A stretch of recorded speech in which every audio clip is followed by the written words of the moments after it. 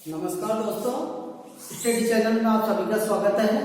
आज का हमारा जो नया वीडियो है वो हमारे हिंदी विषय का एक नया टॉपिक है, वह है द्वंद्व समास। द्वंद्व समास के हमारे जो प्रकार 6 प्रकार हमने आपको बताए थे, उनका हमने पहले जो एक द्वंद्व समास का द्विगु समास का जो टॉपिक है हमने कंप्लीट करवा दिया है। आज हम उसका दूसरा प्रकार देखते हैं समास का, वह है द्वंद्व समास। द्वंद्व समास के बारे में हम विस्तार से पढ़ेंगे, विस्तार से इसको उदाहरणों के माध्यम से समझेंगे, इसको ट्रिक्स के माध्यम से समझेंगे। तो देखिए कि द्वंद्व समास क्या होता है। कि द्वंद्व समास एक ऐसा है कि वह सामासिक पद जिसके दोनों ही पद प्रधान होते हैं। देखिए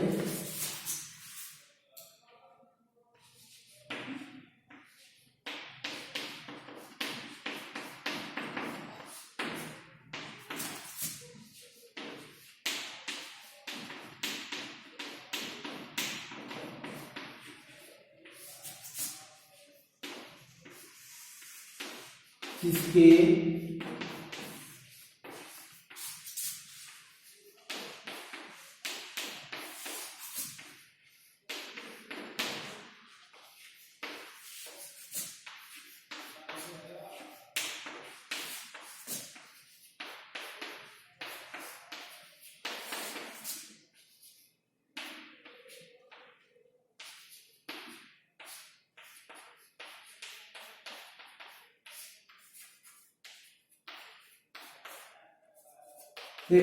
देखिए वह सामासिक पद जिसके दोनों ही पद प्रधान होते हैं। अब देखो इसकी चीज, अब उसमें हमने देखा था कि द्विगु समास में हमने क्या देखा था कि वह सामासिक पद जिसका प्रथम पद, हमेशा एक समास में 2 पद होते हैं। तो इसमें अब उसमें क्या था कि पहला पद तो क्या होता है, संख्यावाचक। अब संख्यावाचक का अब इसमें हमारा क्या है कि दोनों ही पद प्रधान होते हैं। अब दोनों पद प्रधान कैसे होते हैं, अब जैसे अब इन दोनों पदों के बीच में और तथा, किंतु, और तथा, इत्यादि आदि ऐसे शब्द लगे हुए होंगे।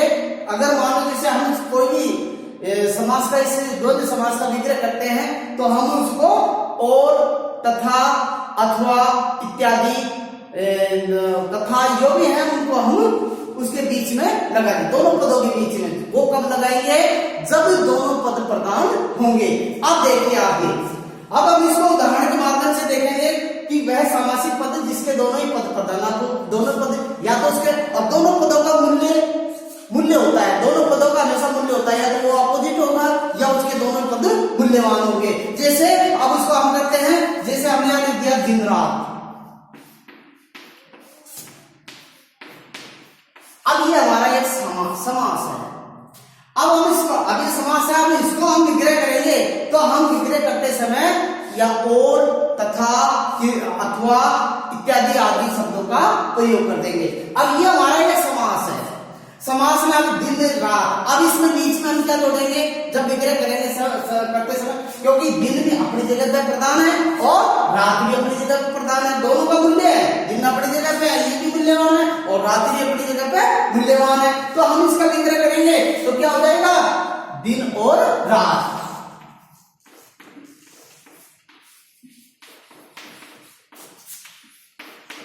देखो दिन रात, दिन और रात, ये भी मूल्यवान है और ये भी मूल्यवान है, दोनों ही पद प्रधान है, ये भी प्रधान है और ये भी प्रधान है।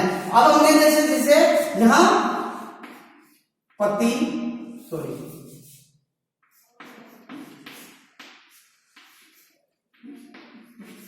पत्नी लिख दिया, पति भी अपनी जगह प्रधान है और पत्नी भी अपनी जगह प्रधान है। तो क्या हो जाएगा, पति पत्नी और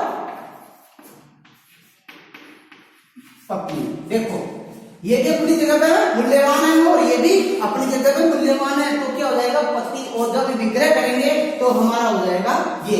और अगर हमसे अगर वो पूछ ले कि जैसे ऐसे शब्द देती है और इस शब्द को आप एक समास बनाओ तो कैसे करोगे, इन दोनों शब्दों के मेल कर दोगे और बीच की जो विभक्ति लगी हुई है उसको आप हटा दोगे। तो जैसे इनको पास में ले आएंगे, इसको और इसको और को गायब कर देंगे तो हमारा हो जाएगा पति और पति पत्नी हो जाएगा। जैसे अभी हमने लिख दिया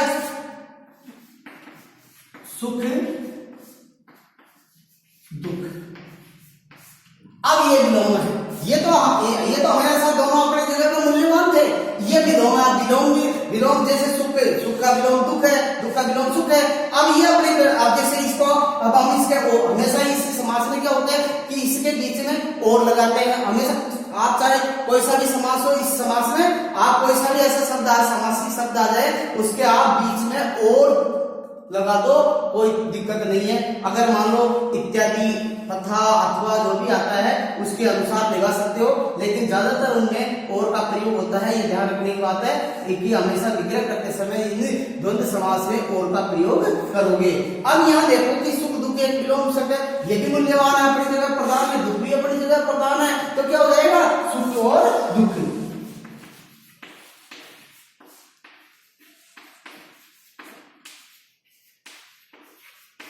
देखो सुख और दुख हो गया, ये भी अपनी जगह प्रधान है क्योंकि विलोम है, इसका विलोम ये है, अपोजिट है, तो ये अपोजिट में प्रधानता होती है दोनों की। दुख अपनी जगह प्रधान है, सुख भी अपनी जगह प्रधान है, तो इसके बीच में हमने क्या लगा दिया और। विग्रह करते समय इसको और लगा दो तो इससे हमारा द्वंद्व समास हो जाएगा। इसके बाद में हम दूसरे उदाहरण देते हैं। इसके बाद में देखें कि इसके जैसे हमने लिख दिया धर्माधर्म।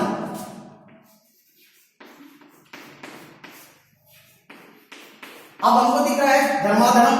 अब इसमें दो शब्द धर्म प्लस अधर्म, कौन सी संधि है भाई? संधि भी पढ़ी है हमने, धर्माधर्म दीर्घ संधि है, तो हम इसका धर्म आपकी बात लगी है, धर्म प्लस अधर्म हो जाएगा। तो हमको दो शब्द प्रधान है, धर्म अपनी जगह प्रधान है, इसका अपोजिट है विलोम है, तो दोनों शब्द मूल्यवान है, तो इस वजह से इसका संधि इसका सामासिक विग्रह क्या हो जाएगा धर्म और अधर्म।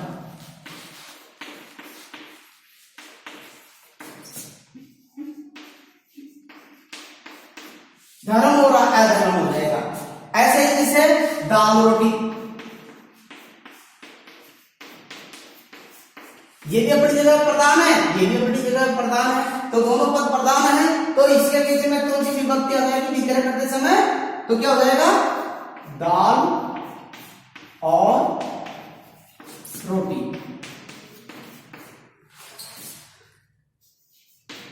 चाय पानी।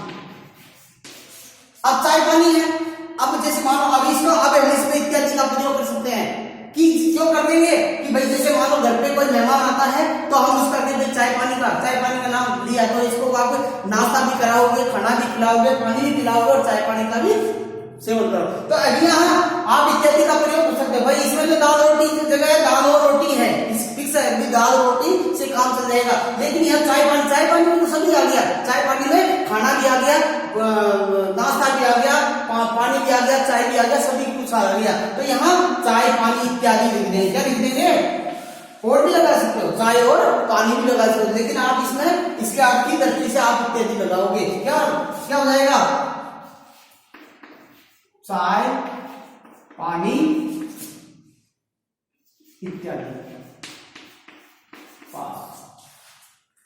अब देखो चाय पानी इत्यादि लिख दिया, चाय पानी इत्यादि यानी इसमें सभी इत्यादि सभी आ गया कि खाना पीना सब कुछ आ गया। इसमें ब्रेकफास्ट भी आ गया, भोजन भी आ गया, चाय भी आ गई, सब कुछ आ गया।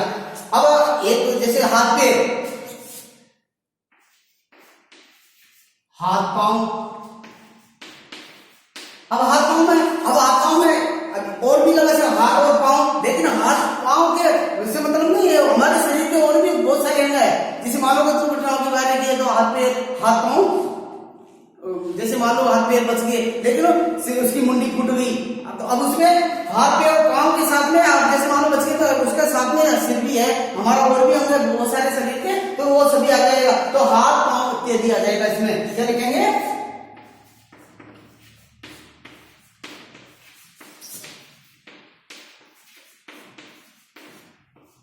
हाथ पांव इत्यादि आ जाएगा। तो इस प्रकार से ये एक समास है द्वंद्व समास। तो द्वंद्व समास में हमेशा दोनों पद प्रधान होते हैं, दोनों पद प्रधान होते हैं। जब विग्रह करते समय इसमें हम और इत्यादि अथवा आदि शब्दों का प्रयोग कर देते हैं। तो इस प्रकार से ये कोई सा भी ऐसा दोनों पद प्रधान दिखाई दे तो हमारा ये द्वंद्व समास कहलाएगा। इसमें आपको यही देखना है कि परिभाषा से स्पष्ट हो रहा है कि वह सामासिक पद जिसके दोनों ही पद प्रधान होते हैं। दोनों ही पद अपनी अपनी जगह पे प्रधान होते हैं। मैंने लिखाया दिन रात, दिन और रात, धर्माधर्म, धर्म और अधर्म। दो विलोम है, दाल और रोटी हो गया। चाय पानी, चाय अपनी जगह प्रधान है और पानी भी अपनी जगह प्रधान है, दोनों प्रधान है, तो ये भी अपनी जगह पर प्रधान होते हैं। इस वजह से ये क्या हो जाएगा, चाय पानी इत्यादि। ऐसे बहुत सारे उदाहरण हैं, जैसे माता पिता,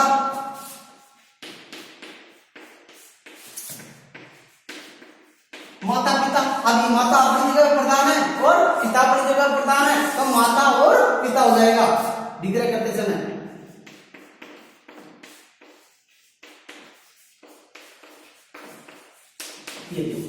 भाई बहन में भी ऐसे है, भाई अपनी जगह प्रधान है और बहन भी अपनी जगह प्रधान है, तो भाई बहन हो जाएगा। और ऐसे बहुत सारे उदाहरण है, आपको बहुत पढ़ोगे तो आप उसमें, लेकिन आप इस तरीके से समझोगे तो समझने का हमारा यह तरीका है, इसको समझ जाएगा। चाहे कोई सा भी उदाहरण हमारे सामने आ जाए तो हम तुरंत उसको द्वंद्व समास में ले जाएंगे। तो इस प्रकार से पहले देखें कि दोनों पद हमारे प्रधान है, विलोम है, तो हम उसके विग्रह करते समय हम विभक्ति और तथा अथवा आदि का प्रयोग करते हैं। तो आप इस चीज को देखो कि हमेशा इस चीज को आप देखना है कि हमेशा दोनों ही पद प्रधान होना चाहिए, जब जाके हमारा समास द्वंद्व समास कहलाएगा। तो आपको इसके बारे में आपकी कॉपी में इसको हल करोगे और इसके कम से कम 10 उदाहरण आपकी कॉपी में लिख करके इस ग्रुप में शेयर करोगे। बस, धन्यवाद।